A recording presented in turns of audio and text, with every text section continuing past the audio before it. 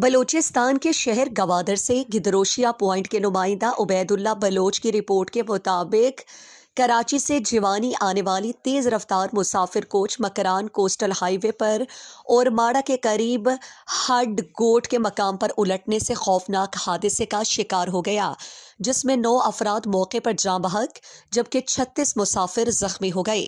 S P coastal high وے police zone 1 Aslam Bangulzai کے مطابق حادثے میں زخمی ہونے والوں میں سے 7 کی حالت تشویشناک بتائی جا رہی ہے۔ حادثے کی اطلاع ملتے ہی کوسٹل ہائی وے پولیس اور ریسکیو ٹیمیں فوری طور پر جائے وقوع پر پہنچ گئیں اور امدادی کارروائیاں شروع کیں۔ لاشوں اور زخمیوں کو فوری طور پر اورماڑہ کے قریبی اسپتال منتقل کر دیا گیا۔ اسلم بنگلزئی کے مطابق حادثے کا شکار ہونے والی العثمان نامی مسافر کوچ کراچی سے جیونی جا رہی تھی۔ کوچ میں مجموعی طور پر 45 مسافر سوار تھے۔ انہوں نے بتایا کہ تمام مسافروں کا تعلق سندھ کے مختلف علاقوں سے تھا جو مزدوری کی غرض سے جیونی جا رہے تھے۔